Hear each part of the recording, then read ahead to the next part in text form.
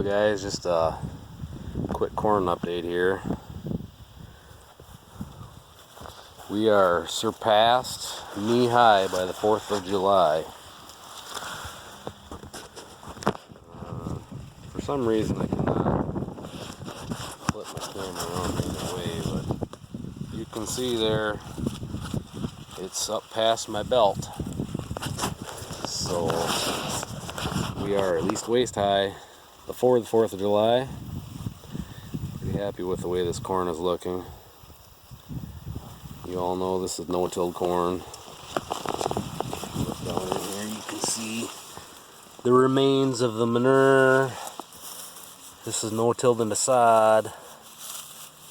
There's manure right there. Pretty happy with this no-till corn. So all this had was manure before manure applied was pre-plant, and I just put 250 pounds of urea on last week, and you can still see the remains of it being burnt from the urea. I don't know if it's really the urea that burns it or if it's the agrotane, but it's coming out of it now. We got a 1/4 inch of rain the other day, so it's starting to pop out of that. But it's 85 right now. Tomorrow they're talking 95 with a 105-degree heat index.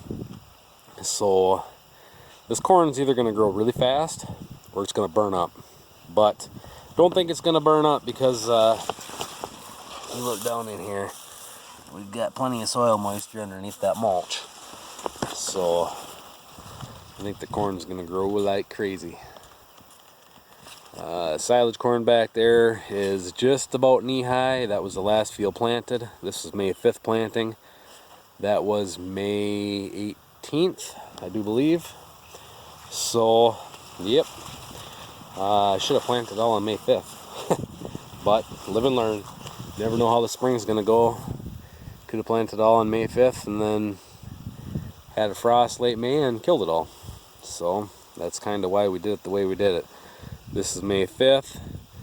That's May 12th. That's May 18th. And then the little field, little 6.5 acres across the road is May 18th.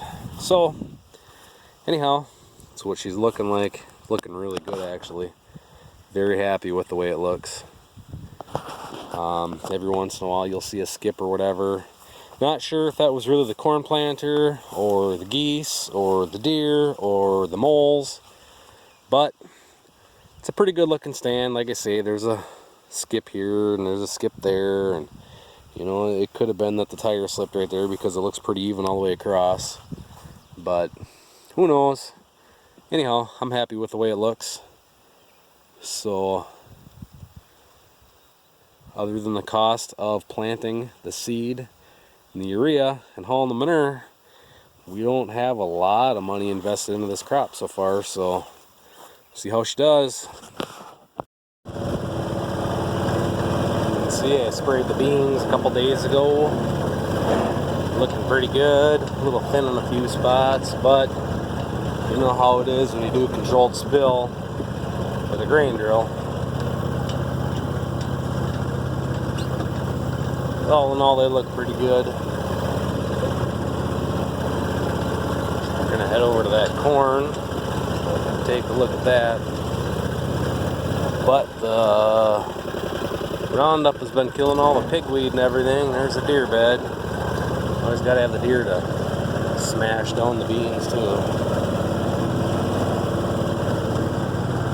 Still waiting here. The people on Instagram know.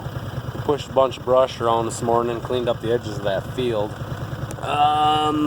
We're gonna set another corner post just down from that one, and then up here there's a bottle on a T-post. We're gonna set a wood corner post there. We're gonna fence out the majority of this field. The fence will come on just this side of that brush pile, so there'll be a little bit of flat on the bottom of the woods, and then the rest will be field. That's gonna go in winter rye this fall. We're going to be changing some other stuff around. So yeah, this is going to be the next winter rye field here. So waiting on the guys to come cover that with liquid manure. They should be here either today or tomorrow.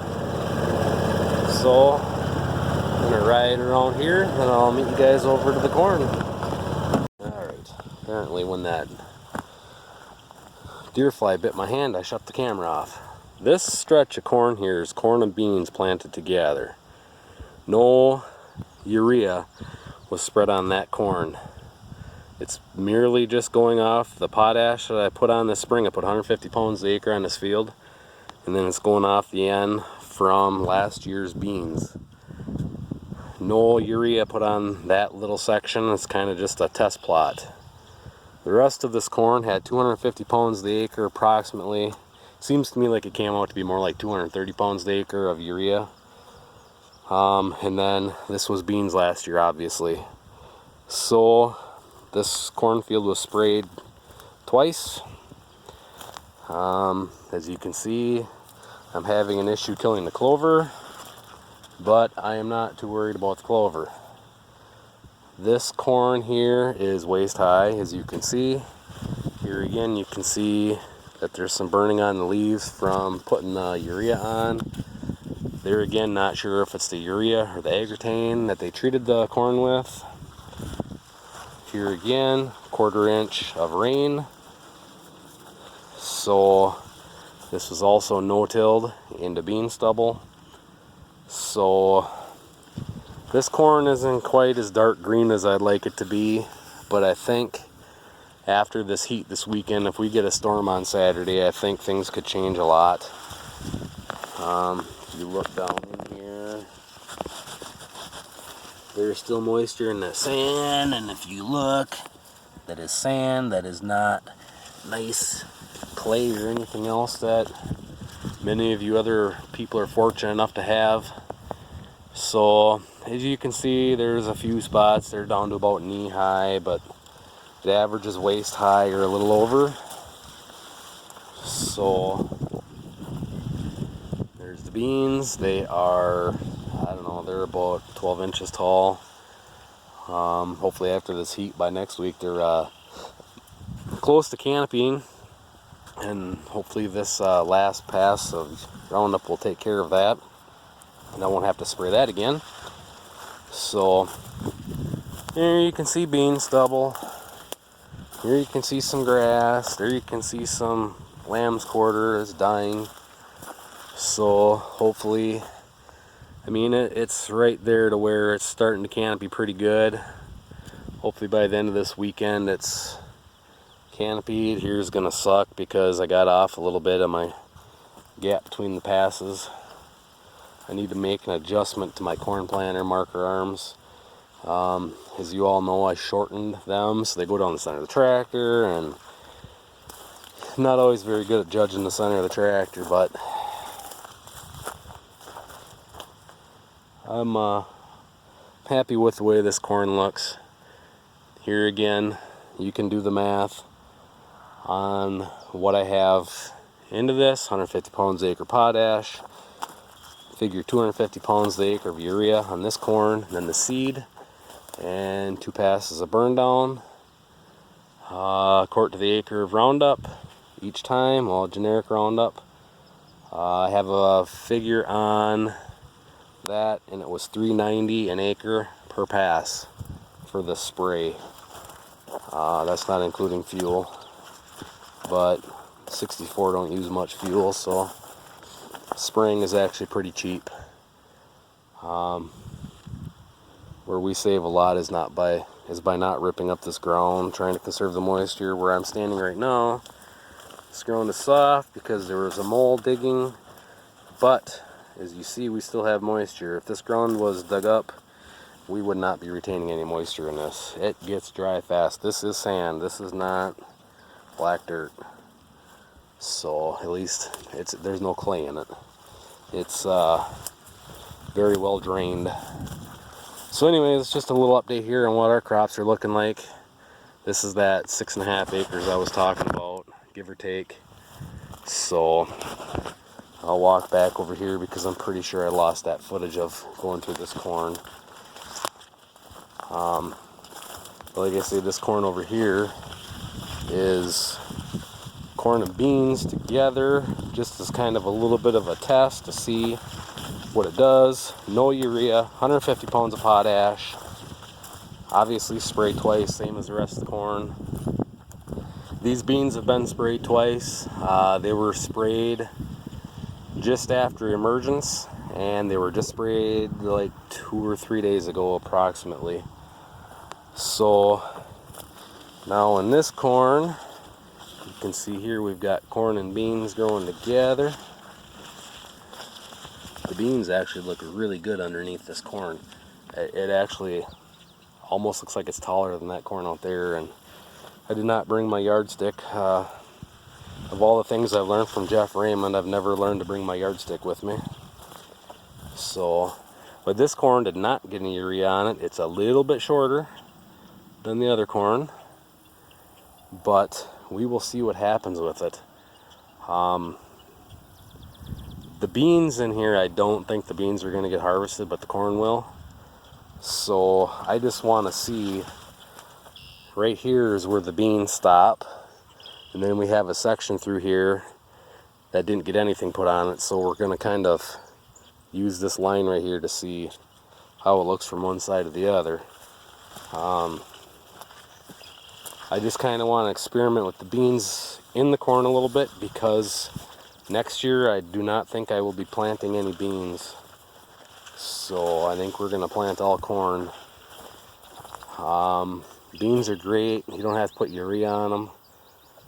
But beans do not give me any extra forage really for my cows, where corn, I can always bale the corn stalks. So next year we may not raise any beans. It might all just be corn. So, and in our light soil, it'd be nice to have the extra corn stalks on if we do not remove them from the fields. But here the beans come out beyond the corn. So yeah, anyhow, we're going to see how this trial goes. If it seems like it goes pretty good, I might experiment with planting beans and more corn next year, and it'll be at home for sure, and then maybe see about grazing the beans off. I don't know what they will do with the cows once they're, once they have pods set. Actually, I guess they'd be mature beans. I don't know what the cows would do on them or not, but I guess if nothing else, if the beans can grow between the corn, and if you do get an end credit from them, the following year is where it would benefit. And now if you can take the $50 you spent on urea and buy a bag of beans, and the crops look good, I don't know, that's something I want to experiment with. There's not a whole lot of information out there about it. I burned my butt on my black seat. So I'm just going to kind of experiment myself. If anybody watches this and has experience with that, how did it work for you? I'm curious to know. I mean, there's so many things that people want to experiment with now, but nobody has, or there's not much information out there about it. So I think YouTube is a great place to share the knowledge and the experience. What works, what doesn't, and what works for me might not work for you. What works for you might not work for me. But it's just something fun to try. Otherwise, try and figure out some other legume that we can grow between the corn, and maybe it can kind of feed each other or fight each other, who knows. So anyways, that's just a little crop update here before the 4th of July. I haven't really done many crop updates.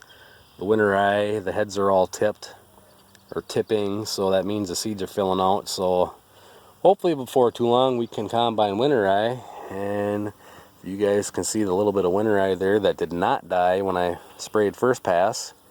That's the stuff that was planted November 28th. It actually did come. I don't know why there's certain ones that didn't die when I burnt everything else down, but my first pass of Roundup maybe wasn't quite hot enough either. I don't know. But anyhow, that's just a little crop update. Any comments, questions, leave them in the comment section. Try to answer them the best I can. Constructive criticism is welcome. And thanks for watching, everyone. Hope you all have a great day. Hope you all have a great 4th of July weekend if I do not make a video before then. And catch you all in the next one.